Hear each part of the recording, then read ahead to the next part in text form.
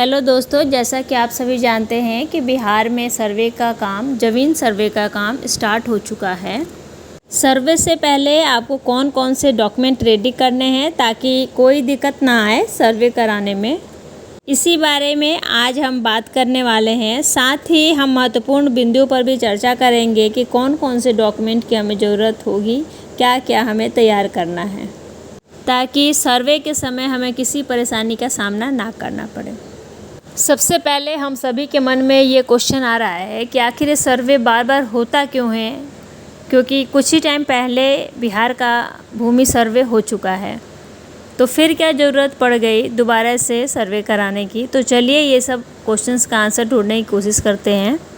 तो इसका जवाब है कि टाइम के साथ ज़मीन का मालिक बदलता रहता है, क्योंकि ख़रीद बिक्री होती रहती है ज़मीन की, तो इससे कई सारे प्रॉब्लम्स आ सकती हैं। उसी को दूर करने के लिए समय समय पर भूमि सर्वे कराया जाता है। चलिए देखते हैं और जानते हैं कि कौन कौन से महत्वपूर्ण डॉक्यूमेंट्स हैं जो हमें सर्वे के लिए तैयार करना है। ज़मीन जो आपके पास है वो दो तरीके की हो सकती है। पहली है खतियानी। खतियानी मीन्स कि ऐसी ज़मीन जो आपसे पूर्वजों से मिली है, उसे खतियानी ज़मीन कहते हैं। ऐसी ज़मीन जो हमें पूर्वजों से मिली है, उसका हमारे पास खतियानी रेडी करना है। वो चीज़ हमारे पास होनी चाहिए।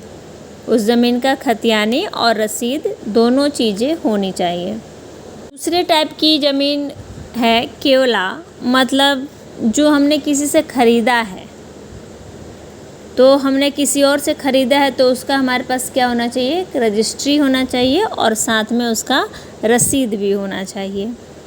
इसके अलावा अगर आपकी ज़मीन कोर्ट के थ्रू मिली है तो उसका जजमेंट कॉपी भी होना चाहिए। अगर ज़मीन गिफ्टेड है तो दान पत्र होना चाहिए और साथ में उसकी रसीद भी।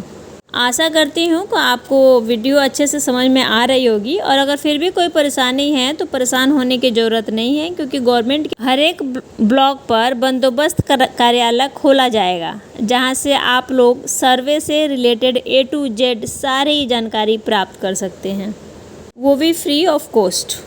आगे हमें तीसरी चीज़ जो तैयार करनी है वो है एक स्व घोषणा पत्र। क्या रेडी करना है, स्व घोषणा पत्र रेडी करना है, जिसमें आपके पास जितनी ज़मीन है उसका सारा डेटा दर्ज होगा। चौथा है वंशावली बनाना है।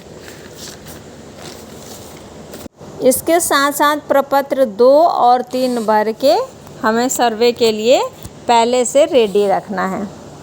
अगर इसके अलावा कोई और जानकारी आप चाहते हैं तो कमेंट बॉक्स में ज़रूर बताएं, उस पर भी वीडियो बनाया जाएगा और आपके सारे सवालों का जवाब देंगे। Thank you so much for watching my video.